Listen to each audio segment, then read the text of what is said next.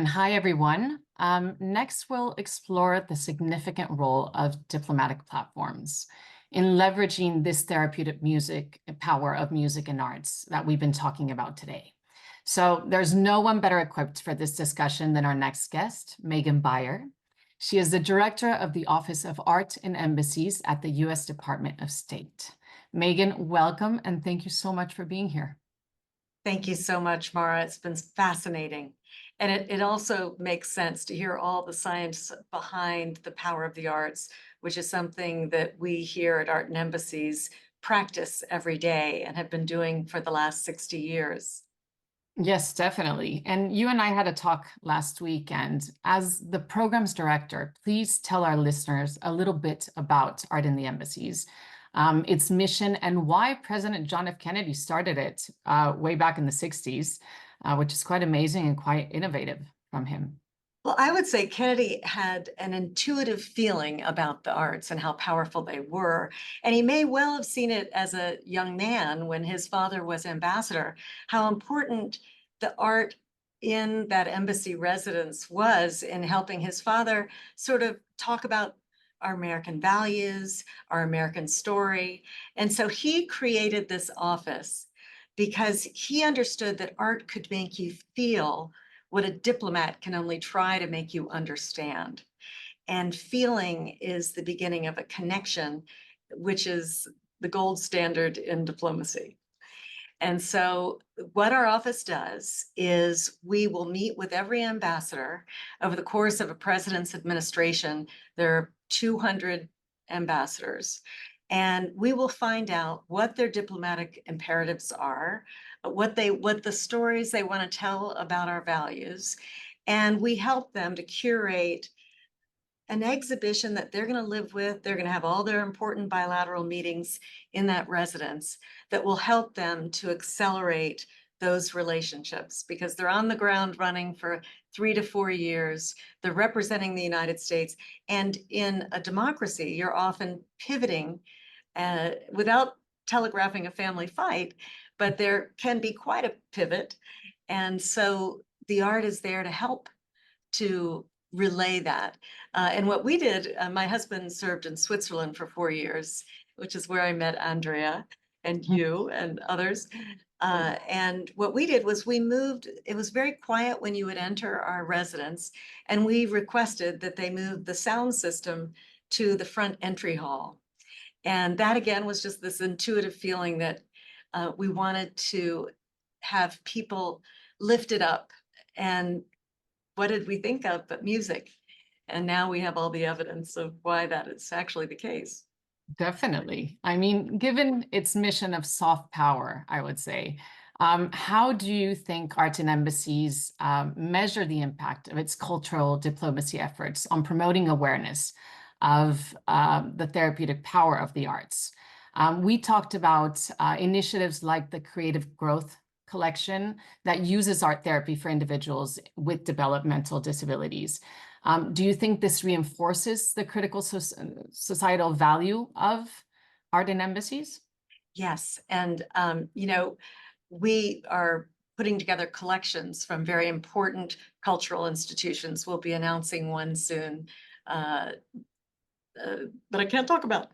But we are going to be putting together these large collections under long-term loans. And one of the very first organizations that we went to was the Creative Growth Foundation. I don't know, or centers. I don't know if you've heard of them, but when California shut down the mental health institutions, the Black Panthers were very involved in realizing this was going to be a real problem for people who need healing. And so they created art centers. They didn't have all this data you have today, but they did understand that. And the art that has been generated by creative growth is considered very important art now, their collection over many decades. And they've been at the MoMA, the San Francisco MoMA. They did an international tour that I saw in Europe called the Museum of Everything.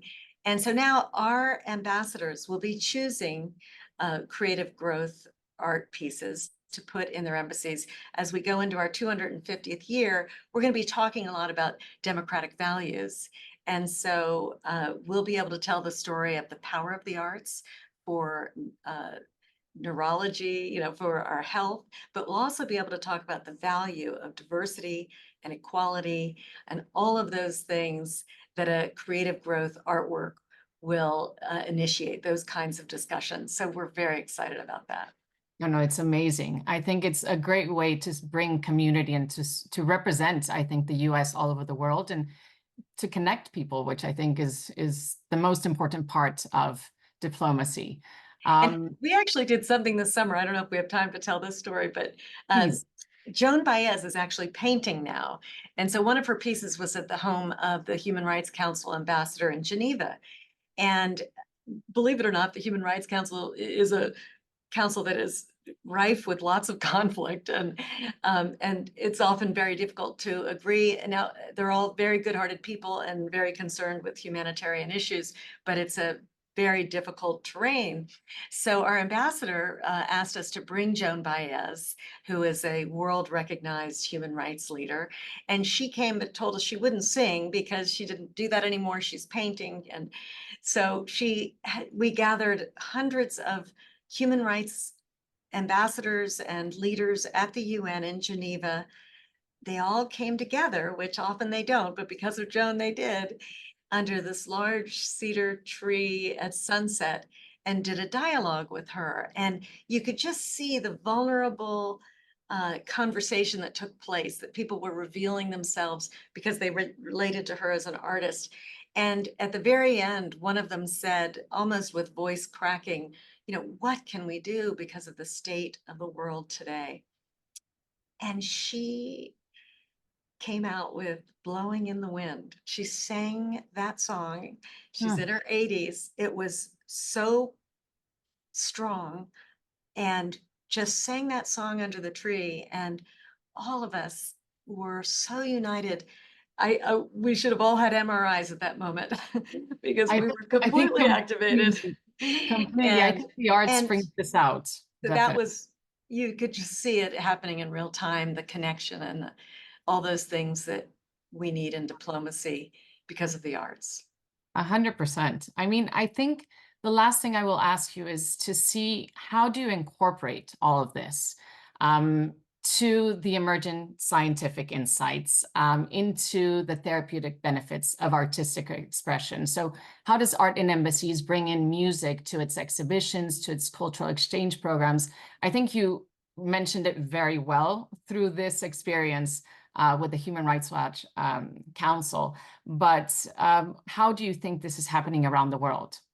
Well, the Department of State has a very large division, Education and Cultural Affairs, and they do a lot in music. And in fact, as I'm sure you know, our Secretary of State is himself a guitarist and musician. And so he has a certain point of view on this. And his wife actually used to run that division of the State Department. So there is a great commitment. But I'm going to go back to Kennedy, if you don't mind.